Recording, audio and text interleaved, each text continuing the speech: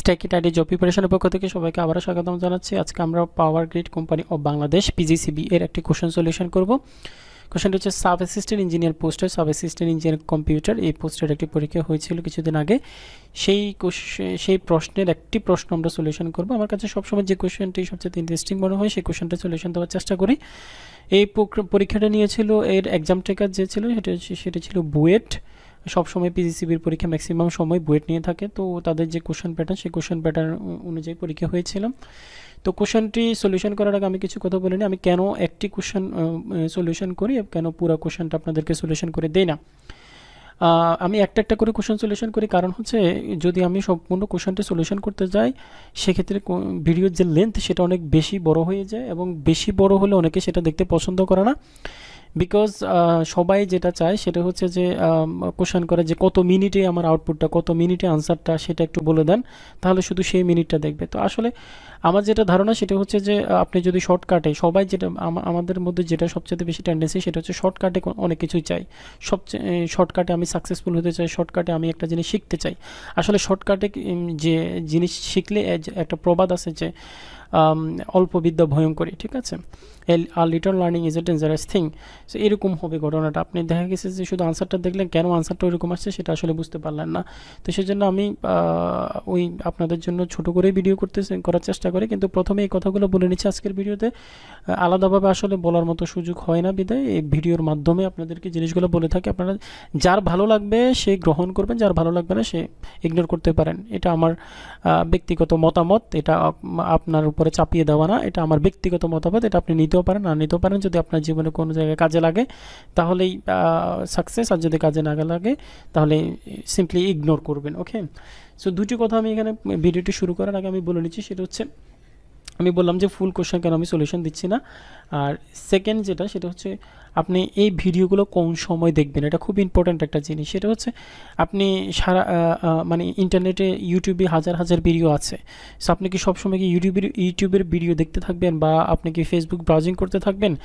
অবশ্যই না। আমি আপনাদেরকে একটা কথা বলি, সেটা হচ্ছে আপনারা কখনোই আপনি যখন পড়াশোনা করবেন তখন হাতে আপনার ফোন থাকবে না, আপনার সামনে ল্যাপটপ থাকবে না। আপনার সামনে যেটা থাকবে সেটা হচ্ছে পাঠ্যপুস্তক, আপনার যে কোনো মানে হার্ড কপি বই থাকবে, খাতা থাকবে, কলম থাকবে। এছাড়া আপনি যে স্মার্টফোন, স্মার্ট ডিভাইস এই ধরনের কোনো কিছু সামনে রাখবেন না। আপনি যখন ফ্রি টাইম, আপনি এখন আপনার মানে হার্ড বুকের পড়াশোনা শেষ, এখন আপনি চাকরির বিজ্ঞপ্তি আছে কিনা দেখবেন, আপনি চাকরির কোশ্চেনগুলো সার্চ করবেন যে আজকে কোন পরীক্ষাটা হয়েছে সেটা ওই কোশ্চেনটা একটু সার্চ করবেন, ওই কোশ্চেনটা সলিউশন খুঁজে বের করবেন। আপনি বিভিন্ন ধরনের টিপস অ্যান্ড ট্রিক্স খুঁজবেন, তারপরে কোশ্চেনের সাজেশন খুঁজবেন, পরীক্ষার সাজেশন খুঁজবেন। সেই সময়টাতে, যে সময় আপনি অবসর, সেই সময়টাতে আপনি এই ভিডিওগুলো দেখবেন, সম্পূর্ণ ভিডিও দেখার চেষ্টা করবেন যে আসলে কী বলতেছে, সেই জিনিস থেকে আপনি নলেজ গ্যাদার করবেন, সেগুলো আপনি কাজে লাগাবেন। সেখান থেকে যে জিনিসগুলো ভালো শুধুমাত্র সেই জিনিসগুলো আপনি কাজে লাগাবেন, সব কিছু আপনাকে কাজে লাগাতে হবে ব্যাপারটা তা না, ঠিক আছে। তো এই হচ্ছে আমার কথা, এই জিনিসগুলো একটু মাথায় রাখবেন, তাহলেই যে কেউ ভালো করতে পারবেন। আসলে জব সিকারদের যেমন আপনি যদি অবসর সময় থাকেন তখন সাধারণত আপনি মুভি দেখবেন, নাটক দেখবেন, তাই না? কিন্তু আপনি যদি সত্যিকার অর্থে আপনার যদি জব প্রয়োজন হয়, আপনি যদি জব সিকার হয়ে থাকেন, তাহলে সেক্ষেত্রে আপনার ওই যে মুভি এবং যে নাটক দেখার যে সময়টা, সেই সময়টা বা ফেসবুক ব্রাউজিংয়ের যে সময়টা, সেই সময়টা এই জিনিসগুলোতে কাজে লাগাবেন। আপনি একটা কোশ্চেন সলিউশন দেখলেন ইউটিউবে, একটা পরীক্ষার সাজেশন দেখলেন যে কি বলতেছে। সো এই জিনিসগুলো থেকে কম্বাইন করে ৩-৪ জনের ব্যক্তির কথাকে কম্বাইন করে আপনি একটা নিজস্ব একটা মতামত তৈরি করবেন। সেখান থেকে যেটা বেস্ট ধারণাগুলো, জিস্ট বলে আমরা, সেই ধারণাগুলোকে নিয়ে আপনি একটা সাজেশন তৈরি করবেন, সেখান থেকে আপনি পড়ার চেষ্টা করবেন, তাহলে দেখবেন আপনি সাকসেস। আপনি অন্যদের থেকে আলাদা হয়ে গেছেন। আপনাকে জব পেতে হলে আপনাকে অন্যদের থেকে আলাদা হতে হবে। সো এই পরিশ্রমগুলো আপনাকে করতে হবে, কখনোই শর্টকাটে যাবেন না, শর্টকাট কোনো জিনিসই ভালো না। ওকে, সো এত কষ্ট করে আমার আসলে কথা শুনছেন, এই জন্য আপনাদেরকে অসংখ্য ধন্যবাদ। এখন আমি কোশ্চেন সলিউশনে চলে যাচ্ছি। কোশ্চেন সলিউশন, এই যে আমরা যেটা কোশ্চেনটা সলিউশন করবো, এটা তখন বললাম যে পাওয়ার গ্রিড কোম্পানি অফ বাংলাদেশের sub assistant engineer computer. So কোশ্চেনটি ছিল এমন যে একটা সি# ভাষায় একটি প্রোগ্রাম লিখুন যেখানে একটি মাসের বিদ্যুৎ বিল ব্যবহারের ইউনিট ইনপুট নিতে হবে। অর্থাৎ আপনাকে ইউজার থেকে ইনপুট নিতে হবে কোনো একটা মাসের, যে কোনো একটা মাসের বিদ্যুৎ বিলের ইউনিটটা ইনপুট নেবেন, আপনি কত ইউনিট সে ইউজ করছে। বিদ্যুতের ইউনিট রেট দেওয়া আছে, বিদ্যুতের ইউনিট যেটা সেটা রেট দেওয়া আছে, পুরো মাসের বিদ্যুৎ বিল কত হবে সেটা আপনাকে বের করতে হবে।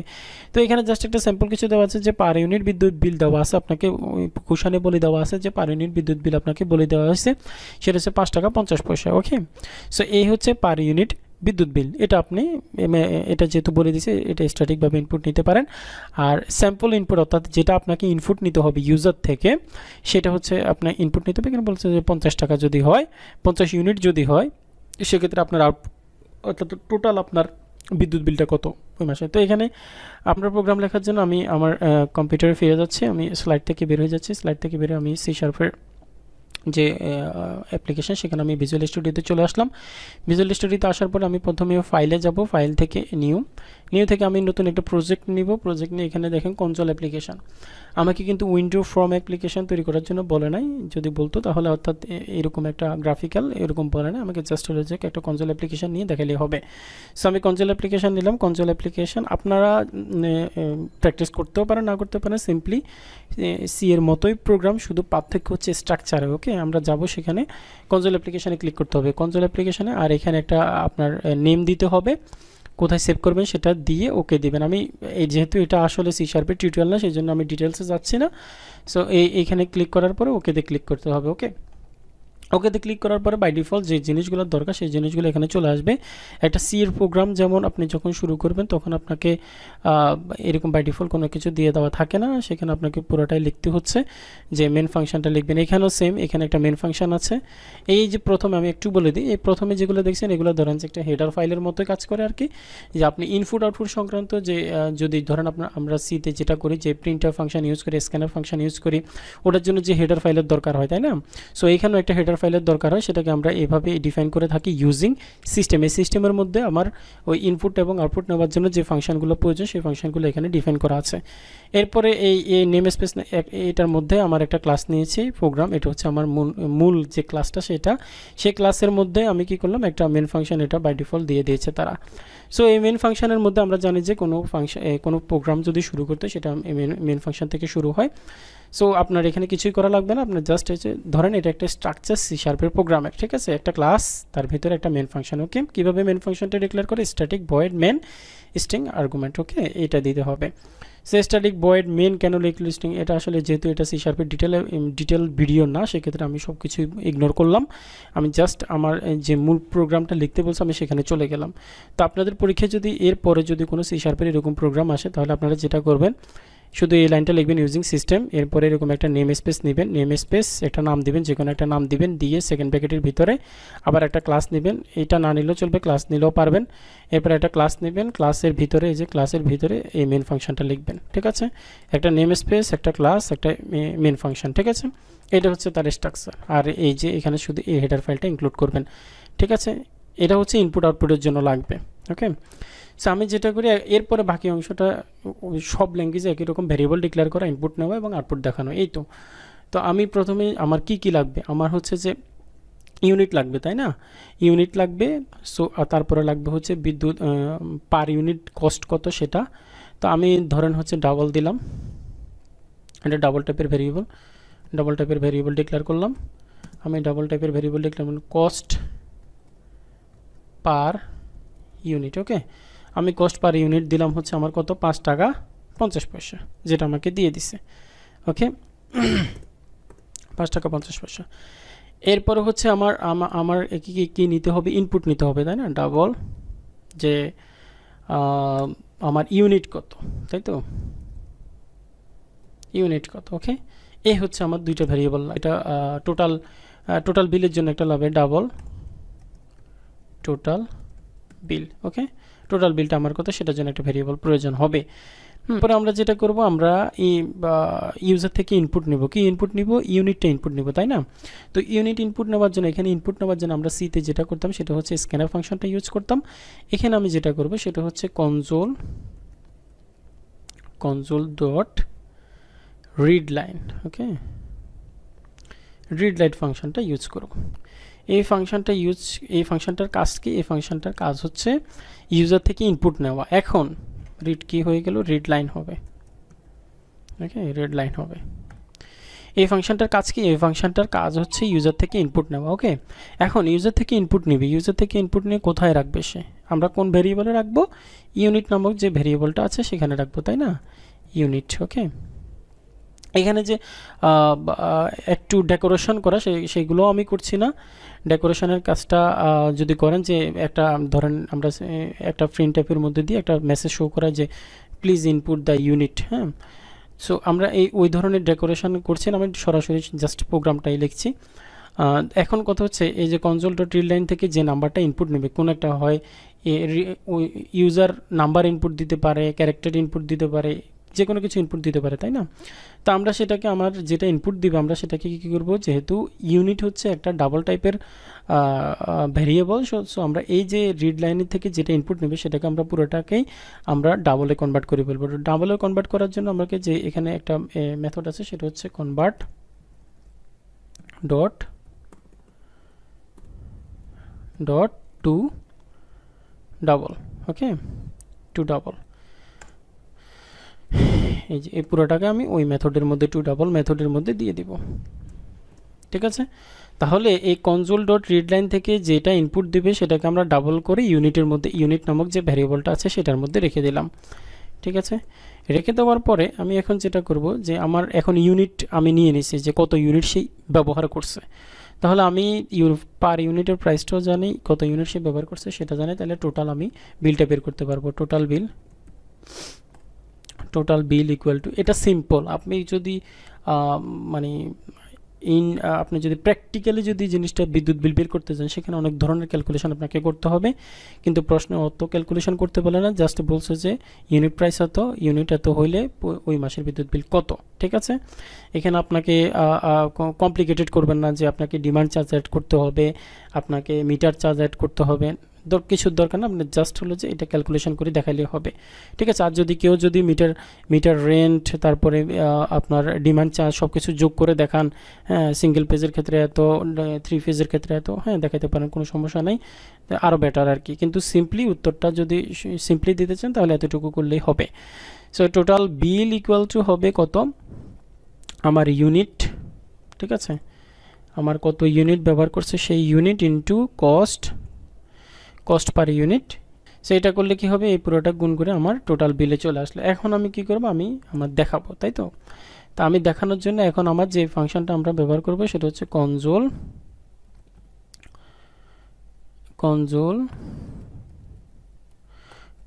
ডট রাইট লাইন, অর্থাৎ আমরা যেটা সিতে প্রিন্টএফ ফাংশনটা ইউজ করতাম কোনো কিছু দেখানোর জন্য, এখানে আমরা যেটা ইউজ করব সেটা হচ্ছে right line, console dot right line. তাহলে এখানে একটা জিনিস মনে রাখেন যে ইউজার থেকে ইনপুট নেওয়ার জন্য আমরা ব্যবহার করি কনসোল ডট রিড লাইন, আর দেখানোর জন্য ব্যবহার করি কনসোল ডট রাইট লাইন।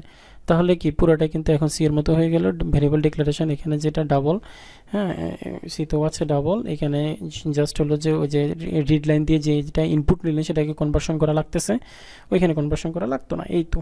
কিন্তু আমরা ওই ফরম্যাট স্পেসিফায়ারটা দিয়ে আমরা সেটা ডিফাইন করে দিতাম, তাই তো? এখন আমি লিখি রাইট লাইন। ওকে, এখন দিলাম। এখন আমি কি করছি যে আমি একটা মেসেজও দিতে পারি, এখানে একটা মেসেজ দিলাম প্রিন্টএফের মতোই, একটা মেসেজ দিলাম, the total bill is total bill of the customer. ঠিক আছে, ইকুয়াল টু কত, ধরেন আমি দিলাম হচ্ছে টোটাল, আমার ভেরিয়েবল যেটা সেটা টোটাল বিল, এই ভেরিয়েবলের মধ্যে আমার ডাটাটা আছে, সো দিয়ে দিলাম, কনক্যাটেনেট করে দিলাম। ঠিক আছে, এখানে আপনি চাইলে ওই প্রিন্টএফে আমরা যেরকম ইউজ করতাম কমা দিয়ে ভেরিয়েবলটার নাম সেটাও করতে পারবেন। আবার আমি যদি এই কনক্যাটেনেট করে দিলাম যে এই একটা স্ট্রিং, এটার সাথে আমি কনক্যাটেনেট করে দিলাম আবার ভেরিয়েবলটা। ঠিক আছে, সো এটা তো সবাই বুঝে নেই। সো এখন যদি আমি প্রোগ্রামটা যদি রান করি, স্টার্ট বাটনে ক্লিক করলে প্রোগ্রামটা রান হবে। এখন একটা জিনিস দেখাই, আমি যেহেতু এখানে কোনো মেসেজ দিন, ওই যে বললাম ডেকোরেশন করি না, আমি জাস্ট উইদাউট ডেকোরেশন প্রোগ্রামটা রান করলাম। এখন আমি জানি এখানে আমাকে কি ইনপুট দিতে হবে, ইউনিট ইনপুট দিতে হবে। ধরে নিলাম আমার ইউনিট হচ্ছে 50, আমি এন্টার দিলাম। দেখেন প্রোগ্রামটা কিন্তু চলে গেছে। কেন চলে গেছে আমি বলি, সেটা হচ্ছে এই কারণে চলে গেছে যে এখানে আমি ওই যে আমাকে স্ক্রিনটা, কালো স্ক্রিনটা ধরে রাখতে হবে, যেটা আমরা সিতেও করি, গেট সিএস ফাংশনটা দিয়ে ধরে রাখি। এখানে যেটা করতে হবে সেটা হচ্ছে কনসোল কনসোল ডট রিড কি, হ্যাঁ একটা কি রিড করাইতে হবে, যতক্ষণ পর্যন্ত না একটা কি রিড করবে ততক্ষণ পর্যন্ত ওইটা স্ক্রিনটা ধরে রাখবে, তাই তো এই জন্য আমরা এটা ইউজ করব। তো আমি দিলাম হচ্ছে 50 দিয়ে এন্টার দিলাম, তাহলে total bill of the customer. তো তাহলে দেখেন অনেক সিম্পলিভাবে এই প্রোগ্রামটা আমরা সাকসেসফুলি রান করতে পারছি, যে ইউজিং সিস্টেম দিয়ে একটা ক্লাসের ভিতরে একটা মেন ফাংশনের ভিতরে যে দুইটা তিনটা ভ্যারিয়েবল ডিক্লেয়ার করে জাস্ট হলো যে একটা রিড লাইন দিয়ে ইনপুট নিয়ে এটাকে গুণ করে, যেটা সূত্রে সিম্পলি ওটা গুণ করে এই ভ্যারিয়েবলের মধ্যে রেখে জাস্ট দেখাই দিচ্ছি। এটা হচ্ছে সিম্পলি প্রোগ্রাম, দেখেন এটাতেই ছিল 5 মার্ক, ঠিক আছে। সো অনেক সিম্পলি, কিন্তু জাস্ট জানতে হবে যে আপনাকে এখানে ইনপুট নেওয়ার জন্য কি ইউজ করে, আউটপুট নেওয়ার জন্য কি ইউজ করে, এতটুকুই জানলে পরে কিন্তু আপনি প্রোগ্রামটা করতে পারবেন বা আনসার দিতে পারবেন। সো এরপরেও যদি আপনার সি শার্প থেকে কোনো প্রবলেম আসে, আশা করছি মানে সিম্পল যে ইনপুট আউটপুট সংক্রান্ত, ক্যালকুলেশন সংক্রান্ত এই ধরনের সমস্যাগুলো আসলে আপনারা সমাধান করতে পারবেন আশা করছি। তো এই ভিডিও সম্পর্কে যদি কারো কোনো প্রশ্ন যদি থাকে সেটা অবশ্যই কমেন্ট বক্সে জানাবেন। আমি আমার যথাসাধ্য চেষ্টা করেছি যতটুকু সম্ভব বোঝানোর জন্য, আশা করছি সবাই বুঝতে পেরেছেন। যদি কারো বুঝতে যদি সমস্যা হয় সেক্ষেত্রে প্রথম থেকে আবার ভিডিওটি একটু দেখবেন এবং আমি প্রথমে যে ইনস্ট্রাকশনগুলো দিয়েছি সেগুলো একটু ফলো করার চেষ্টা করবেন। ফলো করবেন কি করবেন না সেটা আপনার ব্যাপার, কিন্তু আপনি কথাগুলো শুনবেন, শুনে আপনার কাছে যদি মনে হয় আপনার এইগুলা এমনই হয় বা এমনই করা উচিত, সেক্ষেত্রে আপনি এটা ফলো করবেন, আদারওয়াইজ আপনি এটা ইগনোর করতে পারেন। সো সবাইকে আন্তরিকভাবে ধন্যবাদ এতক্ষণ অনেক কষ্ট করে আমার কথাগুলো শোনার জন্য। সবাইকে ধন্যবাদ জানাই। আজকের মতো এই ভিডিওটি সেখানে শেষ করছি। পরবর্তী টিউটোরিয়াল দেখার জন্য সবাইকে আমন্ত্রণ জানাই। আজকের মতো ভিডিও এখানে শেষ করছি। ধন্যবাদ সবাইকে।